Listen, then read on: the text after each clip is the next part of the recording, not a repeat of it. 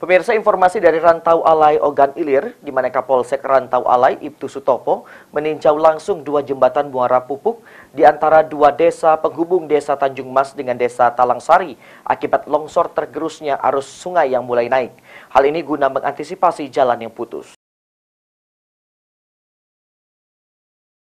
Inilah jalan yang nyaris putus antar desa di Kecamatan Rantau Alai yang ditinjau langsung oleh Kapolsek Rantau Alai Ibtu Sutopo.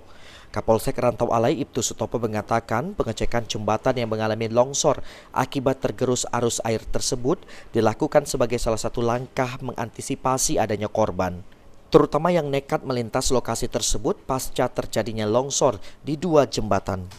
Warga yang melintas jalan dihimbau untuk berhati-hati dalam melintas dengan jembatan.